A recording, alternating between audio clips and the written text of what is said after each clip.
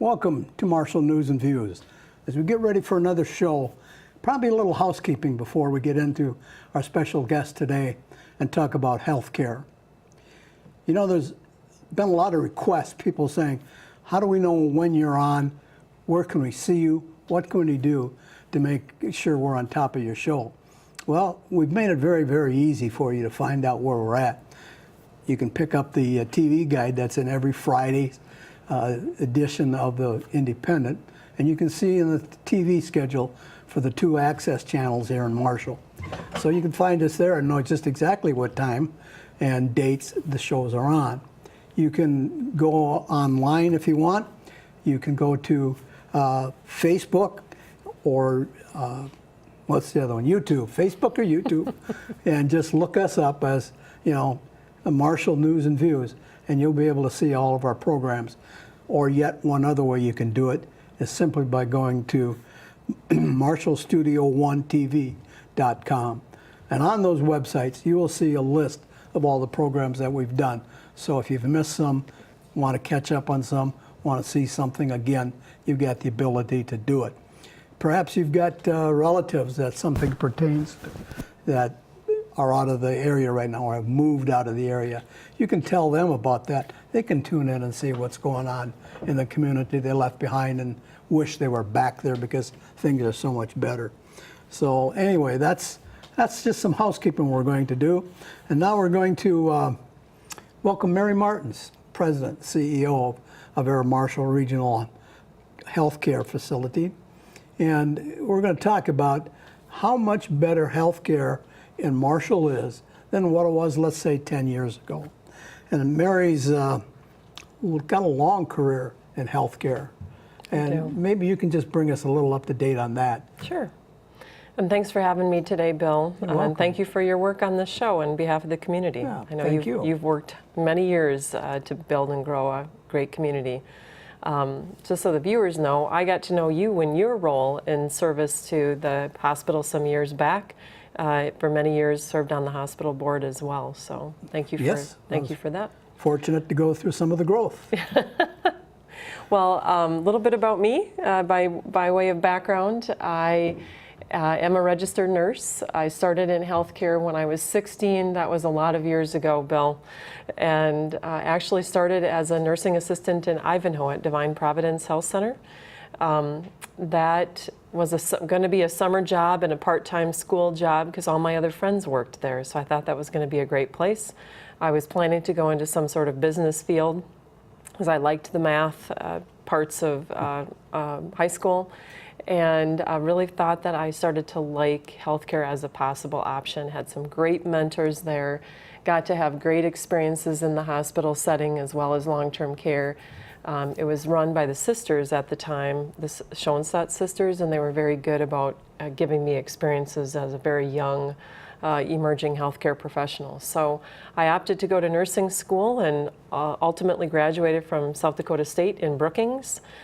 Came to Avera Marshall, then Wiener Memorial Medical Center, and started there in 1988 as a registered nurse. So I just celebrated 29 years at the facility this January.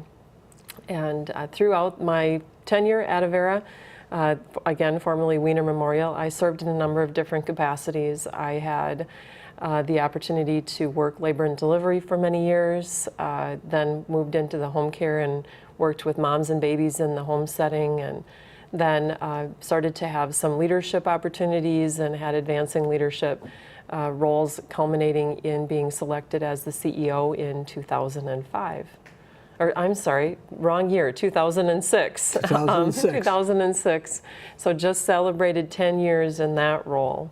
And through that course, I know we're going to talk about that a little bit today, have seen an exceptional amount of growth of the medical centers. So. Yeah, that we have. And, you know, the hospital in the Marshall area are fortunate to have you with your experience. You pretty much come up through the system from the bottom up. And you don't see that very often anymore. No. And that means just a heck of a lot to the hospital, to the doctors, to the staff, to the community, because you know somebody that's got their foot on the pedal is there watching over the whole system. So let's talk a little bit now about the hospital itself And we don't think of it so much as just a hospital anymore, because you have expanded that tremendously. So how did it all become Avera and then cancer and everything else? Right. Oh, boy, that is a long story. How much time do we have? No. We're down to 24 minutes. Okay. Again, back in your time on the hospital board and the governing board, Bill, as a city-owned facility, it kind of dates back to the challenges that the city had to the governing board at the time. The city was going, in the early 2000s, the city had done a number of visits to other communities that were similar in size but had a very robust economic development, and they visited, I think, 3 or 4 different cities in the United States, and came back with a number of ideas on how to improve Marshall as a place to live and work and a destination place for businesses as well as families. So they set to work on a number of different things that have come to fruition. Things like the YMCA, the new high school was built at the time, the remodeling of the old high school to the middle school, and so on. A lot of work in fine arts. They also turned to the governing board at the hospital, again being a city-owned facility at the time, and said, you are part of the infrastructure, and in order to attract businesses, we have to also expand the capacity and the capabilities of our local healthcare asset. So at that point, the board did some introspection and determined that to adopt a new regional vision where we would be a regional resource for healthcare services. A lot of that was built around certain specialty services like behavioral health, inpatient behavioral health, or advancing our emergency services capabilities, surgical subspecialties, cancer care, and things like that. And so the board set to work, getting busy with all those things, determined early on that the organization needed a strategic partner. So Avera was selected then for that partner through, I think it was nearly 2 years of discernment, as that partner in the summer of '04, which was already a number of years ago. And it was really at that point then that we started to organize for results around that regional vision. Okay, then that was a management agreement, and then went on to be a flat-out sale. It did. And that's when it really took off. It did, and there was some early investments made under that partner in health or management arrangement. That lasted until November of 2009, but at that renewal period in 2007, the City Council started to think about whether or not it wanted to be in the healthcare business for the long run. Because to take the next step, which is your point, investments in cancer centers and other specialty services, we probably, the city was thinking about, I would imagine, whether or not they wanted to take on that risk. Plus the healthcare industry itself was going through a lot of change and a lot of new pressures with new payment concepts and things like that. So the governing board did have that partner in health from, like I said, '04 until 2007. And '07 started the work that ultimately culminated in the sale of the medical center to Avera in November of '09. Okay, real good. Now the cancer center is probably the biggest landmark that's been added on to the hospital since Avera did take it over. And I know it was very amazing the number of people that were leaving the Marshall area to drive to Sioux Falls, to drive to Wilmer, Mankato for a radiation treatment. They'd be there for 10 minutes, get back in the car, and drive home That's again. right. Yeah. Just a tremendous amount of time. And when Avera did their research, they found out, yeah, there's a tremendous amount of people. There was, yeah. So that was a cementing factor a little bit in getting the cancer center going. And I know, speaking from experience, it was just delightful for me when I was going through my treatments to leave my house, drive 1 mile to the hospital, get my treatment, and within 20 minutes, I'm back home. I mean, that's just doggone nice to have. Right. The travel itself is just so taxing on people who are having a cancer experience that there's enough emotional roller coaster along with it, and the physical impacts of all of the treatment to be able to have that within a reasonable geography was critical. Yeah, I think when the regional vision was first established, it took a little time to sort of fine tune as to what those specifics of that is. And so, as I mentioned, one of the what we heard from Avera was there was probably 2 areas that would certainly have a solid financial business plan, but also would add a number of services to the region. And one of those was inpatient behavioral health. So that the board tackled and the organization tackled right away, and we opened that in 2007. So 10 years, we're just celebrating now in July, 10 years of having an inpatient behavioral health center. Still serving many patients from the region and actually now from the state for adults in acute mental health crisis. The other piece that the Avera had encouraged was cancer services, so radiation, specifically radiation services, as well as advancing our capabilities in chemotherapy. So while we were anxious to get that thing built, we knew there was a number of other pieces. We had to grow our specialty physician base. We had to grow surgery, so we did a large surgery project. We built the medical office building, which houses now, Bill, probably, in total in our medical group, there's probably 65 physicians and advanced practice professionals. That's just Avera's medical group. Obviously, there's other physicians in the community that practice at our medical center as well. And so we focused on building that as well as advancing our capabilities in chemotherapy. Added an outreach weekly from Sioux Falls, Dr. Mark Huber, who is a medical oncologist, and started to grow the cancer program just shy of that radiation therapy.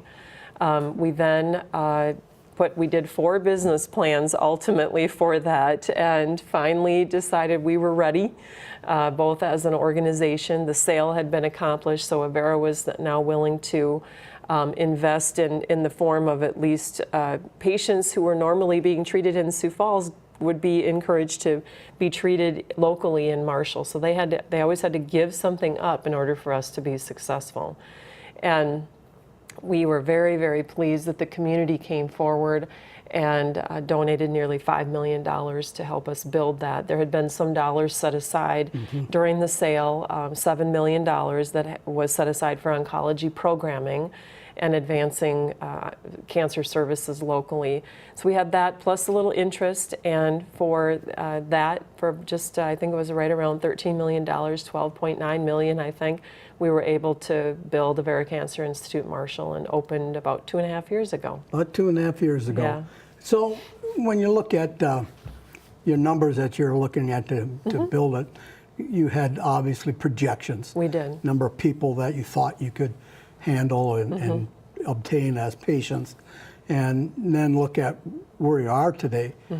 Are you on track, above track? We are. We're on track. At most, which we felt was probably a buildup of around 4 years for radiation oncology. We thought we would serve about 14 patients a day. We have seen 14 patients a day in radiation oncology, but more often the average is somewhere around 10. So we're actually right on plan. The business plan had included about 1.5 years, 2 years of ramp-up time that the capital campaign would help fund that shortfall, so the community dollars would help fund the shortfall through the end of December of this last year. And at that point, the cancer center is self-sustaining and profitable. Wow, so, very good. Yeah, so we're very pleased with certainly the trust and confidence that the community and the region has shown us, as well as certainly just the tremendous outcomes that we've enjoyed. So, as I've said a few times in talking to people in the social events that I'm at, you have to take charge of your own health care. You do. And when you find the need for a special service, you best find out if that service is available to you in your community. And if it's in your community, then you should take advantage of it. Because number one, it's a lot easier on you, and you're the one getting the care, and you're the one that needs the satisfaction and the assurance that everything is going good. Because you're going to get treated by people that you see on the street. Right. You go to there church is a and you meet hometown them. feel. Yeah, so it's really good. What a tremendous setup that cancer center's been, and I can testify to that because I've been through it. Yeah.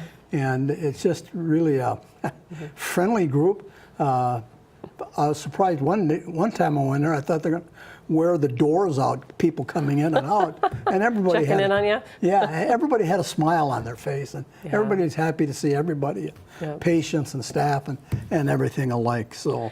Well, it definitely is. I appreciate your experiences, Bill, and I'm glad to hear that. It is definitely the most clinically complex thing that we do. Yeah.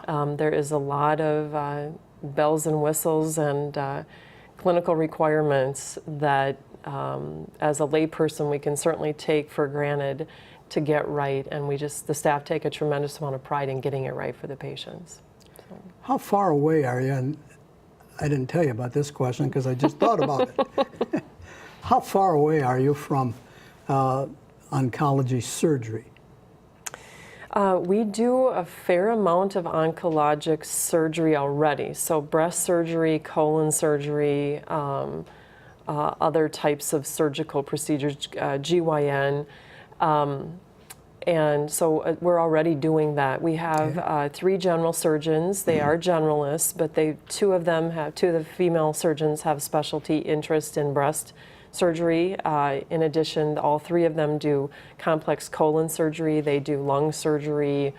So oftentimes they'll have a diagnosis and then a surgical consult, and then if surgery can be done locally, then they'll do that, then refer back into cancer services for radiation and chemotherapy. Okay. So we do that, and then we partner, of course, with the tertiary facility in Sioux Falls, the Avera McKinnon, for surgical procedures that may be more complex or need intraoperative radiation therapy, things like that. So the nice part about it is really we have established a great system of care, which was the vision back in 2004, was to have seamlessness where possible in the transition of patients, and keeping care, as you have said, close to home as much as possible. Yeah, and again, I can testify to the handing off of the patient to get surgery done where it can't be done here, because they had to go in and do some work on me.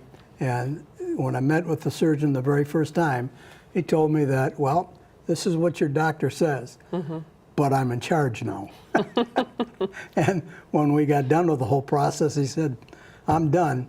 Dr. Huber's back in charge. Back in charge. Yep, exactly. So, you've experienced the transition. Yeah, so it was a very good experience. What's on the horizon? Well, we're really excited. We're very close to having the ED project launched formally.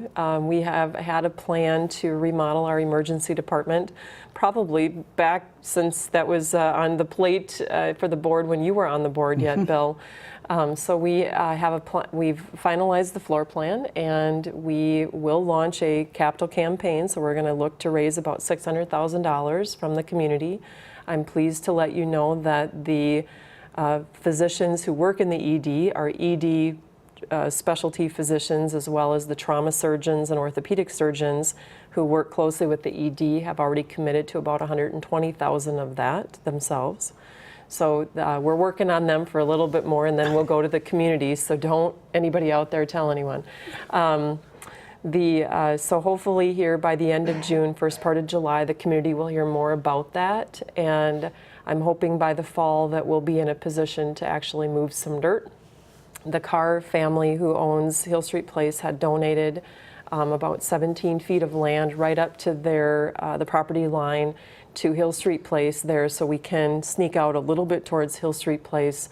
And the idea is to add a second trauma bay. We're a level 3 trauma certified, which was also part of our regional vision. And we have about 8,000 visits a year in our emergency department. So we need a little bit more elbow room. So we'd have 8 total rooms, but 6 flexible rooms, some safe rooms for patients with behavioral health conditions, and then 2 trauma bays as part of the total number then, total 10.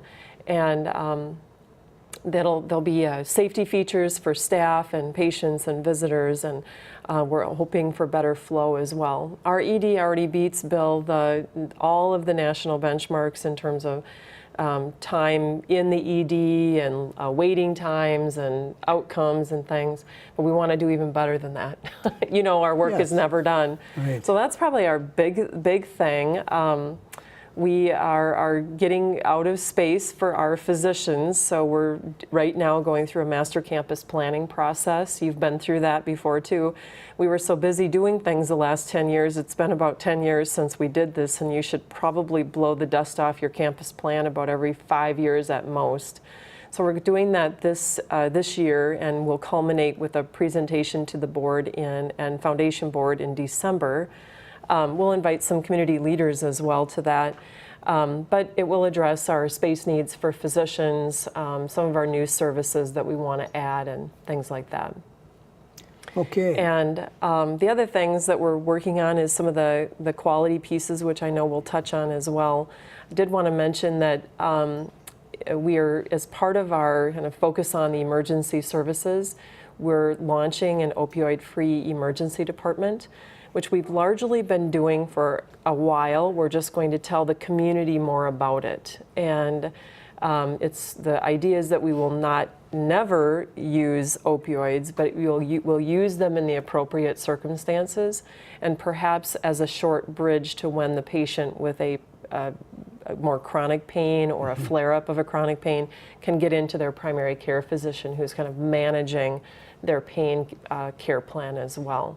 So we're doing a lot around patient education, staff education, pain assessments, added a lot of new pain management procedures and techniques that are available now locally. So I really want to compliment the anesthesia team on stepping up for that the last couple of years as well.